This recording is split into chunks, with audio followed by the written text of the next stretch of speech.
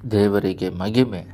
ಪ್ರಕಟಣೆ 22:20 ಈ ವಿಷಯಗಳಲ್ಲಿ ಸಾಕ್ಷಿ ಹೇಳುವವನು ನಿಜವಾಗಿ ಬೇಗ ಬರುತ್ತೇನೆ ಎಂದು ಹೇಳುತ್ತಾನೆ. ಹಾಗೇ ಆಗಲಿ. ಕರ್ತನಾದ ಯೇಸುವೇ ಬಾ. ಕರ್ತನಾದ ಯೇಸುವಿನ ಕೃಪೆಯು ಎಲ್ಲರೊಂದಿಗೆ ಇರಲಿ. ಆಮೇನ್. ಕಡೆ ವಾಕ್ಯ ಏನು ಹೇಳುತ್ತದೆ ಅಂದರೆ, ಪ್ರಕಟಣೆಯಲ್ಲಿ ಈ ವಿಷಯದಲ್ಲಿ ಸಾಕ್ಷಿ ಹೇಳುವವರು ಅಂದರೆ ಪರಲೋಕದಲ್ಲಿರುವ ಒಂದು ದೇವದೂತ ಯೋವಾನಿಗೆ ಎಲ್ಲವನ್ನು ತೋರಿಸ್ತಾ ಇರುವವರು ಏನು ಹೇಳ್ತಿದ್ದಾರೆ ಅಂದರೆ, ಯೇಸು ಸ್ವಾಮಿ ಬೇಗನೆ ಬರ್ತಾ ಇದ್ದಾರೆ ಅಂತ ಹೇಳಿದಾಗ, ಹಾಗೇ ಆಗಲಿ ದೇವರೇ ಅಂತೇಳಿ ಹೇಳ್ತಾರೆ. ನಿಜವಾಗಿ ಬೇಗ ಬರುತ್ತೇನೆ, ನಿಜವಾಗಿ ಅನ್ನೋ ಪದ ಯೂಸ್ ಮಾಡಿದ್ದಾರೆ. ಅದು ಬರೋ ಟೈಮು ಯಾವಾಗ ಅಂತ ಹೇಳಿದ್ರೆ ಡೇಟ್ ಹೇಳಿಲ್ಲ, ಸಮಯ ಹೇಳಿಲ್ಲ, ಆದರೆ ಚಿಹ್ನೆಗಳು ಹೇಳಿದ್ದಾರೆ. ಈ ಟಿ ವಿಗಳಲ್ಲಿ 2068 ಎಲ್ಲ ಬಂದ್ಬಿಟ್ಟು ಮನೇಲಿ ಕೂತ್ಕೊಂಡೇ ಕೆಲಸ ಮಾಡೋದು, ಹೊರಗಡೆ ಹೋಗದೆ ಇರೋ ಥರದ್ದು ಆ ಥರ ಎಲ್ಲ ಹಾಕಿದ್ರು. ಇದನ್ನೆಲ್ಲ ನೋಡಿದಾಗ ಈ ಲೋಕಸ್ಥರು ನಮಗೆ ಜ್ಞಾನ ಕೆಲಸ ಮಾಡುತ್ತದೆ, ಜ್ಞಾನ ಹೆಚ್ಚಾಗಿರುತ್ತದೆ, ತಿಳುವಳಿಕೆ ಇರುತ್ತದೆ. ದೇವರು ಬೈಬಲ್ ಮಾತ್ರ ಅಲ್ಲ, ಅದು ದೇವರ ವಾಕ್ಯವಾಗಿದೆ, ಅದು ಸತ್ಯವಾಗಿದೆ, ಅದು ದೇವರಾಗಿದೆ. ಅದನ್ನು ಓದೋರು ಅದು ಮಾತಾಡುತ್ತೆ. ಒಂದು ಸಲ ಬೈಬಲ್ನ ಓದೋರು ಅಷ್ಟಕ್ಕೆ ನಿಂದಿರಿಸೋದಿಲ್ಲ. ಎಷ್ಟೇ ಕಥೆ ಪುಸ್ತಕಗಳು ಒಂದು 5 ಸಲ ಓದ್ತಾರೆ, 3 ಸಲ ಓದ್ತಾರೆ, 200 ಸಲ, 300 ಸಲ, 500 ಸಲ, ಎಷ್ಟು ಸಲ ಅದು ಪೂರ್ತಿ ಓದಿದ್ರೂ ಅದು ದೇವ್ರ ನಂಬಿ ಪ್ರಾರಂಭದಿಂದ ಮುಗಿಪವರೆಗೂ ಅವರ ಜೀವನಮಾಲ ಪೂರ್ತಿ ಒಂದು 60 ವರ್ಷ ಓದಿದ್ರೂ ಅದು ಹೊಸದಾಗೇ ಇರುತ್ತದೆ. ಅದೇ ನಿಜವಾದ ದೇವರ ಒಂದು ಸ್ಪೆಷಾಲಿಟಿ. ಅದು ಮಾತಾಡುವಂಥದ್ದಾಗಿದೆ, ಅದು ಆತ್ಮಗಳನ್ನು ಬದಲಾಯಿಸುವಂಥದ್ದಾಗಿದೆ. ಈ ರೀತಿಯಾಗಿ ಅದು ತನ್ನನ್ನು ಮನುಷ್ಯರನ್ನು ಮಾರ್ಪಡಿಸುವ ದೇವರು. ಅದರಿಂದ ಈ ವಾಕ್ಯದಲ್ಲಿ ಕ್ಲಿಯರಾಗಿ ಕೊಟ್ಟಿದ್ದಾರೆ, ಏನು ಫ್ಯೂಚರ್ ಏನು ನಡೀತೈತೆ ಅಂತ. ಎಲ್ಲೂ ಕೂಡ ಈ ರೀತಿ ಕೊಟ್ಟಿಲ್ಲ. ಫ್ಯೂಚರಲ್ಲಿ ಯಾವ್ಯಾವ ರೀತಿ ನಡೀತೈತೆ, ಏನು ಸಂಭವ ನಡೀತೈತೆ. ಈಗ ಯುರೋಪ್ ಯೂನಿಯನ್ ಬರಬೇಕು, 10 ಬೆರಳುಗಳು ಮಾತ್ರ ಪೆಂಡಿಂಗ್ ಇದೆ. ರೋಮರ್ ಆದಮೇಲೆ ಕ್ರೈಸ್ತರಾಗಿರುವ ನಾವು ಅನ್ಯರುಗಳು ಬಂದಿದ್ದೇವೆ, ನಡೀತಾ ಇದೆ 2000 ವರ್ಷಗಳು. ಇದಾದ ಮೇಲೆ 10 ಬೆರಳು ಬರಬೇಕು. 7 ವರ್ಷ ಉಪದ್ರವಗಳಿದ್ದಾವೆ. 3.5 ವರ್ಷ ಯೇಸುಸ್ವಾಮಿ ನಂಬಿ ಕೈ ಬಿಡಲ್ಪಟ್ಟವರು ರಕ್ತಸಾಕ್ಷಿಯಾಗಿ ಮರಣ ಹೊಂದಬೇಕು, ಇಲ್ಲಾಂದರೆ ನರಕಕ್ಕೆ ಹೋಗ್ತಾರೆ. ರ್ಯಾಪ್ಚರ್ ಇದೆ. ರ್ಯಾಪ್ಚರ್ ಆದಮೇಲೆ 7 ವರ್ಷ ಉಪದ್ರವದಲ್ಲಿ 3.5 ವರ್ಷ ಕ್ರೈಸ್ತರಿಗೆ, 3.5 ವರ್ಷ ಯೂದರಿಗೆ, ಇಸ್ರೇಲ್ನವರಿಗೆ. ಅದಾದ ಮೇಲೆ ಒಂದು ಮೆಗಿಡೋ ಯುದ್ಧವಿದೆ, 1000 ವರ್ಷ ಆಳ್ವಿಕೆ ಇದೆ. ಇದಕ್ಕೆ ಮುಂಚೆ ರ್ಯಾಪ್ಚರ್ ಇರೋದು ಮತ್ತು 74 ಹೇಳಿರೋ ಪ್ರಕಾರ ಕಡೆ ಕಾಲದಲ್ಲಿ ಭೂಕಂಪಗಳು. ಎಷ್ಟು ಟೆಕ್ನಾಲಜಿ ಬೆಳೀತಿದೆಯೋ ಅಷ್ಟು ಟೆಕ್ನಾಲಜಿಯನ್ನು ನೋಡಿಕೊಂಡು ಜನ ಯಾಮಾರಿ ಹೋಗ್ತಿದ್ದಾರೆ ಹೊರತು ಅದರಿಂದ ಏನು ಆತ್ಮಕ್ಕೆ ಆಹಾರವಿಲ್ಲ, ಕುಟುಂಬದಲ್ಲಿ ಸಮಾಧಾನ ನೆಮ್ಮದಿ ಕಳ್ಕೊಂಡು ಸುಮ್ಮನೆ ಟೆಕ್ನಾಲಜಿ ಅಂದ್ಕೊಂಡು ಹೋಗ್ತಾ ಇದ್ದಾರೆ ಹೊರತು ಆ ಟೆಕ್ನಾಲಜಿ ಬೆಳೆದ್ರೆ ಆರೋಗ್ಯ ಇರಬೇಕು. ಹಾರ್ಟ್ ಅಟ್ಯಾಕ್ಗಳು ಜಾಸ್ತಿ ಆಗ್ತದೆ, BP ಶುಗರ್ಗಳು ಜಾಸ್ತಿ ಆಗ್ತಾಯಿದ್ದಾವೆ, ವ್ಯಾಧಿಗಳು ಅಧಿಕವಾಗ್ತಾ ಇದ್ದಾವೆ, ಮರಣಗಳು ಅಧಿಕವಾಗ್ತಿದ್ದಾವೆ, ಕುಟುಂಬದಲ್ಲಿ ಸಮಾಧಾನ ಇಲ್ಲ, ನೆಮ್ಮದಿ ಇಲ್ಲ, ಪ್ರೀತಿ ಇಲ್ಲದೆ ಹೋಗ್ತಾ ಇದೆ. ಮತ್ತು ಏನಕ್ಕೆ ಆ ಟೆಕ್ನಾಲಜಿ? ಈ ಟೆಕ್ನಾಲಜಿ ಬೆಳೆದು ನೋಡ್ತಾ ಇರೋದ್ರಿಂದ ಪಾಪಗಳು ಹೆಚ್ಚಾಗಿರೋದ್ರಿಂದ ಭೂಕಂಪಗಳು ಮುಂಚೆ ಥರ ಇಲ್ಲ. ಒಂದೇ ದಿನದಲ್ಲಿ ಈ ರೀತಿಯಾಗಿ ಕನ್ನಡದಲ್ಲಿ 66 ಸಲ ಆಗಿದೆ ಅಂತ ಹೇಳ್ತಾರೆ ಒಂದೇ ದಿನದಲ್ಲಿ. ಈ ರೀತಿ ಒಂದೇ ದಿನದಲ್ಲಿ ಇಷ್ಟೆಲ್ಲ ಆಗೋ ಥರ ಮಳೆ ಇವಾಗೆಲ್ಲರಿಗೂ ಗೊತ್ತಿದೆ. ಮಳೆ ನೀರಿಂದ ಎಷ್ಟೋ ಜನ ಅಳಿದು ಹೋಗ್ತಾ ಇದ್ದಾರೆ. ಎಷ್ಟೋ ಜನ ಎಲ್ಲಿ ನೋಡಿದ್ರು ಸರಿ, ಪ್ರಪಂಚ ಪೂರ್ತಿ ಯುದ್ಧದ ವಾತಾವರಣಗಳು, ಎಲ್ಲಿ ನೋಡಿದ್ರು ಒಂದು ಸಮಾಧಾನದ ವಾತಾವರಣಗಳಿಲ್ಲ. ದೇವರು ಹೇಳ್ತಾ ಇದ್ದಾರೆ ಕಡೆ ಕಾಲದಲ್ಲಿ ಅದರ ಮಧ್ಯದಲ್ಲಿ ನಾವು ಚೆನ್ನಾಗಿ ಇಟ್ಟು ನಡೆಸ್ತಾರೆ. ಅದರಿಂದ ಭಯಪಡಬೇಕಾಗಿಲ್ಲ. ಇದನ್ನೆಲ್ಲ ಕೇಳಿದ ತಕ್ಷಣ ಭಯಪಡಬೇಕಾಗಿಲ್ಲ. ಸಿದ್ಧ ಮಾಡೋದಕ್ಕೆ ಮೆಸೇಜ್ ಕೊಡ್ತಾ ಇದ್ದೀವಿ. ಈ ರೀತಿ ದೇವರ ಬರುವಿಕೆ ಆಯಿತು. ಭೂಕಂಪಗಳು ಅಧಿಕ ಆಗ್ತಾ ಇದೆ, ಮಳೆಯಿಂದ ಅಳುವು ಅಧಿಕವಾಗ್ತಾ ಇದೆ, ರೋಗಗಳಿಂದ ಅಧಿಕವಾಗಿ ಸಾಯ್ತಾ ಇದ್ದಾರೆ, ಮರಣ ಹೋಮ ಎಲ್ಲಿ ನೋಡಿದ್ರೂ ಅಧಿಕವಾಗಿ ಕೇಳಿಸ್ತಾ ಇದೆ. ಇದಕ್ಕೆ ಮುಂಚೆ ಈ ಥರ ಇಲ್ಲ. 2004ಇಂದ 25 ಇಯರ್ಸಿಗೆ ನಡೆದ ಭೂಕಂಪಗಳು ಅದಕ್ಕೆ ಮುಂಚೆ ಇಲ್ಲ. ಎಲ್ಲೋ ಒಂದು ಎರಡು ಈ ಥರ ದೊಡ್ಡ ರೋಗವಾಗಿರುವ ಒಂದು ಕೊರೋನಾವನ್ನೇ ನೋಡ್ಬಿಟ್ವಿ. ಪ್ರಪಂಚ ಪೂರ್ತಿ 3 ತಿಂಗಳು ಲಾಕ್. ಎಷ್ಟೋ ಎಕನಾಮಿ ಬಿದ್ದೋಯ್ತು,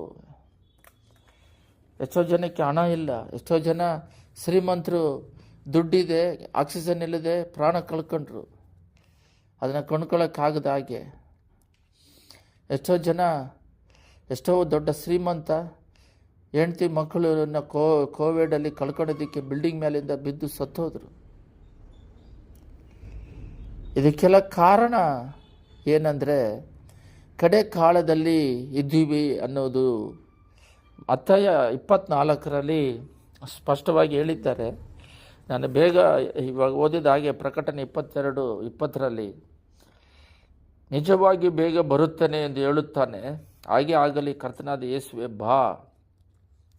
ಈಗ ದೇವರನ್ನು ಬರುವಿಕೆ ಸಮೀಪವಾಗಿದೆ. ಅವರು ಈ ಭೂಲೋಕಕ್ಕೆ ಬಂದು ಇಲ್ಲಿ ಆವಾಗ ಬಂದರು, ಯಾಜಕರ ಸೇವೆ ಮಾಡಿದ್ರು. ಇವಾಗ ಬರ್ತಾರದು ರ್ಯಾಪ್ಚರಿಗೆ ಬಂದ್ಬಿಟ್ಟು ಮತ್ತೆ ಅವರು ರಾಜನಾಗಿ 1000 ವರ್ಷ ಆಳ್ವಿಕೆ ಮಾಡ್ತಾರೆ. ಇನ್ನೂ ಅವರು ರಾಜನಾಗಿ ತೋರಿಸ್ಕೊಂಡಿಲ್ಲ, ಒಂದು ಸಲ ಕಥೆಯಲ್ಲಿ ತೋರಿಸ್ಕೊಂಡಿರೋರು ಅಷ್ಟೇ. ಆದರೆ ಇದೆಲ್ಲ ಚಿಹ್ನೆಗಳನ್ನ ನೋಡಿದಾಗ ನೋವನ ಕಾಲದಲ್ಲಿ ಯಾವ ರೀತಿ ಜನಗಳು ತಿಂದು ಕುಡಿಯುತ್ತಾ ತನ್ನನ್ನು ಸಿದ್ಧ ಮಾಡಿಕೊಳ್ಳದೆ ಇದ್ದರು, ಅದೇ ರೀತಿ ಈಗಲೂ ಕೂಡ ಇಷ್ಟು ಸಂಭವಗಳು ನಡೀತಾ ಇದ್ದರು. ಅವ್ರ ಕಣ್ಣುಗಳು ಮರೆಯಾಗಿ, ಕಿವಿಗಳು ಸತ್ಯದಲ್ಲಿ ಕೇಳದ ಹಾಗೆ ಇನ್ನೂ ಲೋಕದ ಮೋಹದಲ್ಲಿದ್ದಾರೆ. ಒಂದು ಸ್ತುತಿಸುವಂಥದ್ದು, ದೇವರ ರೆಕ್ಕೆ ಕೆಳಗಡೆ ಬರುವಂಥದ್ದು, ಸಿದ್ಧರಾಗುವಂಥದ್ದು ಇಲ್ಲ. ಇದಕ್ಕೆ ಒಂದು ಉದಾಹರಣೆ ಆದರೆ, ನಾವು ಒಂದು ಛತ್ರಿ ಹಿಡ್ಕೊಂಡಿದ್ದೀವಿ. ಆ ಛತ್ರಿ ಹಿಡ್ಕೊಂಡಿದ್ದಾಗ ಅದು ಏನು ಹೇಳುತ್ತದೆ ಆ ಛತ್ರಿ ಅಂತ ಹೇಳಿದ್ರೆ, ನಮಗೆ ಆ ಛತ್ರಿ ಇಟ್ಕೊಂಡಾಗ ಆ ಮಳೆಯಿಂದ ನಾವು ಎಷ್ಟೋ ಜೋರಾಗಿ ಮಳೆ ಬಂದ್ರೂ ನಮ್ಮ ಮೇಲೆ ಬೀಳದ ಹಾಗೆ ಆ ಛತ್ರಿ ನಮ್ಮನ್ನು ನೆಂದು ಹೋಗದ ಹಾಗೆ ಕಾಪಾಡುತ್ತೆ. ಅದರಿಂದ ನಮಗೆ ಯಾವುದೇ ಮಳೆಯಿಂದ ನಮಗೆ ಯಾವುದೇ ಹಾನಿ ಬರದಂಗೆ ಆ ಮಳೆ ಅದರ ಸುತ್ತುಪಕ್ಕಲೆಲ್ಲ ಬರ್ತಾ ಇರ್ತವೆ. ಇದೇ ಒಂದು ಉದಾಹರಣೆ. ಆದರೆ ಏನಂದರೆ, ದೇವರು ನಮಗೆ ಆ ಛತ್ರಿಯಾಗಿ ಇದ್ದು ನಮ್ಮನ್ನು ಕಾಪಾಡಿ ಮಳೆ ನಮ್ಮ ಮೇಲೆ ಬೀಳದಂಗೆ ಕಾಪಾಡುವ ರೀತಿಯಲ್ಲಿ ಉದಾಹರಣೆಯಾಗಿ ಲೋಕದಲ್ಲಿ ಹಣದ ಸಮಸ್ಯೆಗಳು, ವ್ಯಾಧಿಯ ಸಮಸ್ಯೆಗಳು, ಎಲ್ಲದಕ್ಕಿಂತ ದೊಡ್ಡದಾಗಿ ಮಾಂತ್ರಿಕ ಕ್ರಿಯೆಗಳ ಸಮಸ್ಯೆಗಳು, ಕುಟುಂಬದ ಸಮಸ್ಯೆಗಳು, ಪ್ರಾರ್ಥನೆ ಮಾಡದೇ ಇದ್ದರೆ ಪಾಪಿ.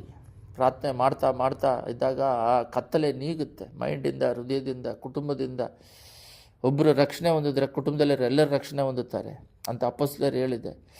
ಒಬ್ಬರು ಪ್ರಾರ್ಥನೆಯಿಂದ ಎಲ್ಲ ಕತ್ತಲೆಗಳು ನೀಗುತ್ತೆ. ಯಾವ ರೀತಿ ಕತ್ತಲೆ ಇದ್ದಾಗ ಲೈಟ್ ಹಾಕಿದ್ರೆ ಬೆಳಕು ಬರುತ್ತೋ, ಅದೇ ರೀತಿ ಪ್ರಾರ್ಥನೆ ಮಾಡ್ತಾ ಆ ಸೈತಾನ ಕ್ರಿಯೆಗಳೆಲ್ಲ ನಿರ್ಮೂಲವಾಗಿ ದೇವರ ಪ್ರಸನ್ನತೆ, ದೇವರ ಕೃಪೆ, ದೇವದೂತರು ಆಕಾಶಕ್ಕೆ ಭೂಮಿ ಹತ್ತುತ್ತಾ ಇಳಿತಾ ಇರುವ ಒಂದು ಸಂದರ್ಭಗಳು, ದೇವರ ಸಮಾಧಾನ, ದೇವರ ಒಂದು ನೆಮ್ಮದಿ ನಮಗೆ ಸಿಗುತ್ತದೆ. ಇದು ಈ ಛತ್ರಿ ಥರ ಯಾವುದೇ ವಿಧವಾದ ಆಪತ್ತುಗಳು ಪ್ರಾರ್ಥನೆಯಿಂದ, ಯಾವುದೇ ವಿಧವಾದ ಗಾಢಾಂಧಕಾರಗಳು ಪಕ್ಕದಲ್ಲಿ ನಡೀತಾ ಇದ್ದರು. ಭೂಕಂಪ ಬಂದು ಅಕ್ಕದ ಮನೆ ಅಳಿದು ಹೋದರು, ನೀರಿನಿಂದ ಅಳಿದು ಹೋದರು. ನಮ್ಮನ್ನು ಮಾತ್ರ ಸುರಕ್ಷಿತವಾಗಿ ಅದ್ಭುತವಾಗಿ ಕಾಪಾಡಿ ನಡೆಸುವ ದೇವರು. ಎಲಿಯನಿಗೆ ಎಲ್ಲರೂ ಊಟ ಇಲ್ಲದೆ ಇಸ್ರಾಯೇಲರು ಕಷ್ಟಪಡ್ತಾರೆ. ಎಲಿಯನಿಗೆ ಮಗ ಕಾಗೆಗಳು ಮೂತ್ರ ಊಟ ಕಳಿಸ್ಕೊಟ್ರು. ಐಗುಪ್ತ ದೇಶದಿಂದ ಬಿಡುಗಡೆ ಮಾಡಿದ್ರೆ ಮೋಸೆ 40 ವರ್ಷ ಊಟ ಕೊಟ್ಟವರು, ಕಾಡೆಗಳು ಮಾಂಸಗಳನ್ನ ಕೊಟ್ಟವರು, ನೀರನ್ನು ಕೊಟ್ಟು ಪೋಷಿಸಿದವರು. ಬಟ್ಟೆಗಳು ಕಾಡಲ್ಲಿ ಇಳಿದೇ ಇರೋದರಿಂದ ಅವರು ಆ ಬಟ್ಟೆಗಳು ಹಳೆದ ಆಗದಾಗೆ, ಚಪ್ಪಲಿಗಳು ಸೌದು ಹೋಗದಾಗೆ ಕಾಪಾಡಿ ನಡೆಸಿದ ದೇವರು, ಸೃಷ್ಟಿಕರ್ತನು. ಅಂಥ ದೇವರು ನಾವು ಇಟ್ಕೊಂಡಿದ್ದೀವಿ. ಅದರಿಂದ ಈ ಸೆಪ್ಟೆಂಬರ್ 1ನೇ ತಾರೀಕು 2 ಕಾರ್ಯಕ್ಕಾಗಿ ಯಾರೆಲ್ಲ ರಕ್ಷಣೆ ಹೊಂದದೇ ಇದ್ದಾರೋ ಅವರೆಲ್ಲ ರಕ್ಷಣೆ ಹೊಂದೋದಕ್ಕಾಗಿ ಪ್ರಾರ್ಥನೆ ಮಾಡಬೇಕು. 2ನೇದಾಗಿ ನಾವು ಬರುವಿಕೆ ಸಿದ್ಧರಾಗಬೇಕು. ನಮ್ಮ ಕುಟುಂಬವನ್ನು, ಸಭೆಯಲ್ಲಿರೋರನ್ನು, ನೆಂಟರುಗಳಿಗೋಸ್ಕರ ಪ್ರೇಯರ್ ಮಾಡಿ ಸಿದ್ಧ ಮಾಡ್ಕೋಬೇಕು. ಇದೇ ನಮಗೆ ಕೊಟ್ಟಿರುವ ಬಹಳ ದೊಡ್ಡ ಜವಾಬ್ದಾರಿ. ಇದನ್ನು ಮಾಡಿದ ಹಾಗೆ ಲೋಕದ ಮೋಹದಲ್ಲಿ ಈಗೋ ಪ್ರಾಬ್ಲಮ್, ಹೆಮ್ಮೆ, ಗರ್ವ, ಅಹಂಕಾರ, ಈರ್ಷ್ಯ, ನೆಂಟರ ಮೇಲೇ ಒಂದು ದ್ವೇಷ, ಕುಟುಂಬದ ಮೇಲೇ ಒಂದು ಕೋಪ, ಅವ್ರ ಮಾತು ಕೇಳೋದಿಲ್ಲ, ಮಾತು ಎಲ್ಲ ಕೇಳ್ತಾರೆ. ಸೈತಾನನು ಅವ್ರ ಹೃದಯದಲ್ಲಿ ಕಾರ್ಯ ಮಾಡ್ತಿದ್ದಾನೆ. ಪ್ರಾರ್ಥನೆಯಿಂದ ಓಡಿಸಿದ್ರೆ ದೈವಿಕ ಸಮಾಧಾನ ಬಂದರೆ ಎಲ್ಲರೂ ಮಾತು ಕೇಳ್ತಾರೆ. ಮಾತು ಕೇಳದಿರೋದಕ್ಕೆ ಮುಖ್ಯ ಕಾರಣ ಏನಂದರೆ ಪ್ರಾರ್ಥನೆಗಳಿಲ್ಲ. ದೇವರ ಬರುವಿಕೆ ಸಮೀಪವಾಗಿದೆ. ನಾವು ಸಿದ್ಧರಾಗಬೇಕು. ಈ ಸಿದ್ಧರಾಗೋ ಸಮಯದಲ್ಲಿ ನಾವು ಇನ್ನೂ ಸಿದ್ಧರಾಗದ ಹಾಗೆ ಇದ್ದೀವಿ. ಎಲ್ಲಿ ನೋಡಿದ್ರೂ ಅಲ್ಲಲ್ಲೂ ಕೊಲ್ಲಲ್ಲ ನಡೀತತೆ. ಹಣದ ಅಭಾವಗಳು ಬರ್ತವೆ, ಸಮಸ್ಯೆಗಳು ಉದ್ಭವಿಸುತ್ತೆ. ಆದರೆ ಅದರ ಮಧ್ಯದಲ್ಲಿ ಮಳೆ ಬಂದರೆ ಹೇಗೆ ನಾವು ನೆನೆದೇ ಆ ಛತ್ರಿ ಕಾಪಾಡುತ್ತೆ, ಅದೇ ರೀತಿಯಲ್ಲಿ ಎಷ್ಟೇ ಈ ಲೋಕದಲ್ಲಿ ಸಮಸ್ಯೆಗಳು ಉದ್ಭವಿಸಿದ್ರು ಕೂಡ ದೇವರ ಕೃಪೆ ನಮ್ಮನ್ನು ಕಾಪಾಡಿ ನಡೆಸ್ತಾ ಬರ್ತಾ ಇರುತ್ತೆ. ಅದಕ್ಕಾಗಿ ಎಲ್ಲರ ಕಣ್ಣುಗಳನ್ನು ಮುಚ್ಚಿ ಪ್ರಾರ್ಥನೆ ಮಾಡೋಣ. ಸ್ತುತಿಮಧ್ಯದಲ್ಲಿ ನಿವಾಸ ಮಾಡುವ ಪರಲೋಕ ತಂದೆಯೇ, ಸೆಪ್ಟೆಂಬರ್ 1 ಮೊದಲನೇ ದಿನ, ಇಷ್ಟು ವರ್ಷಗಳ ಕಾಲ ನಮ್ಮನ್ನು ಕಾಪಾಡಿದ ದೇವರು, ಛತ್ರಿಯಾಗಿ ಅಂಬ್ರಲವಾಗಿ ನಮ್ಮನ್ನು ಕಾಪಾಡಿ ನಡೆಸ್ಕೊಂಡು ಬಂದು ಈ ದಿನ ಬೆಳಗ್ಗೆ ಕಾಣಲು ಕೃಪೆ ಮಾಡೋದಕ್ಕಾಗಿ ಸ್ತೋತ್ರ. ಈ ದಿನದಿಂದ ಈ ಸೆಪ್ಟೆಂಬರ್ ಮುಗಿಯುವವರೆಗೂ ನಿನ್ನ ಹಸ್ತದಲ್ಲಿ ಒಪ್ಪಿಸಿಕೊಡುತ್ತಿದ್ದೇವೆ. ಇದೆಷ್ಟೇ ಹೋರಾಟಗಳು, ಇದೆಲ್ಲ ನೋಡಿದ್ರೆ ಭಯಗಳು ಬರ್ತವೆ. ಬಟ್ ಭಯ ಸೈತಾನ್ದು, ಭಯಪಡೋರು ನರಕಕ್ಕೆ ಹೋಗ್ತಾರೆ, ವಿಶ್ವಾಸ ಇರುವವರು ಲೋಕವನ್ನು ಜಯಿಸ್ತಾರೆ. ಎಷ್ಟೇ ಏನೇನು ನಡೆದರೂ ಕೂಡ ನಿನ್ನ ಚಿತ್ತವಿಲ್ಲದೆ ಏನೂ ನಡೆಯೋದಿಲ್ಲ. ನಮ್ಮನ್ನು ಮುಟ್ಟಿದವರು, ನಿನ್ನ ಕಣಗುಡ್ಡೆಯನ್ನು ಮುಟ್ಟಿದವರು, ಯೋಬರಿಗೆ ಬೇಲಿ ಹಾಕಿದಾಗೆ ಬೇಲಿ ಹಾಕಿ ಕಾಪಾಡ್ತಾ ಇದ್ದೀರಾ. ಎಸಯ್ಯ, ನಮ್ಮ ಆರೋಗ್ಯ ವಿಷಯದಲ್ಲಾಗಲಿ, ನಮ್ಮ ಆಯುಷ್ ವಿಷಯದಲ್ಲಾಗಲಿ, ಹಣದ ಸಮಸ್ಯೆ ಆಗಲಿ, ಮನುಷ್ಯರ ನಮಗೆ ವಿರೋಧವಾಗಿ ಎದ್ದಿರೋ ಕಾರ್ಯಗಳಾಗಲಿ, ಕುಟುಂಬದ ಸಮಸ್ಯೆಗಳಾಗಲಿ, ಎಲ್ಲ ನಿನ್ನ ಕರದಲ್ಲಿ ಒಪ್ಪಿಸ್ತಾ ಇದ್ದೇವೆ. ನೀನು ಕುಟುಂಬದಲ್ಲಿ ಸಮಾಧಾನ ಕೊಡುವ ದೇವರು. ಹೊರಗಡೆಯಿಂದ ಎಷ್ಟೋ ಆಪತ್ತುಗಳು ಬಂದರೂ ಕೂಡ ಪರಿಶುದ್ಧಾತ್ಮನು ದೇವರೇ ಅಂಬ್ರಾಲ ಛತ್ರಿಯಾಗಿ ಯಾವುದೇ ನಮಗೆ ಮಳೆಯಿಂದ ತಡಿಸಿ ಹೋಗದಾಗೆ, ನೆಂದು ಹೋಗದಾಗೆ ನಿನ್ನ ಕೃಪಾ ಹಸ್ತ ಚಾಚಿ ನಮ್ಮನ್ನು ಕಾಪಾಡಿ ನಡೆಸ್ತಾ ಇರೋದಕ್ಕಾಗಿ ಸ್ತೋತ್ರ. ಈ ಸೈತಾನ ಕ್ರಿಯೆಗಳನ್ನು ನಿರ್ಮೂಲ ಮಾಡುತ್ತಾ ಇದ್ದಾವೆ. ಅದನ್ನು ಅದರಿಂದ ಬಿಡುಗಡೆ ಮಾಡಿ ನಡೆಸ್ತಾ ಇರೋದಕ್ಕಾಗಿ ಸ್ತೋತ್ರ. ಈ ಯೂಟ್ಯೂಬ್ ಮೂಲಕ ಕೇಳ್ತಿರೋ ಪ್ರತಿಯೊಬ್ಬರು ಆಶೀರ್ವದಿಸಲ್ಪಡಲಿ. ಯೇಸುವೆ, ಪ್ರಾರ್ಥನೆ ಹೆಚ್ಚಾಗಲಿ. ವಾಕ್ಯ ಒಂದು ಪ್ರಕಾರ ಓದಿ ನಡೆಯೋದಕ್ಕೆ ಕೃಪೆ ಕೊಟ್ರಿ. ಈ ದೇಶಕ್ಕೆ ಆಶೀರ್ವಾದಕರವಾಗಿ, ಉಪ್ಪಾಗಿ, ಬೆಳಕಾಗಿರುವಂತೆ ಕೃಪೆ ಮಾಡಿರಿ. ದೇವರ ಬರುವಿಕೆಗೆ ಸಿದ್ಧರಾಗಲಿ.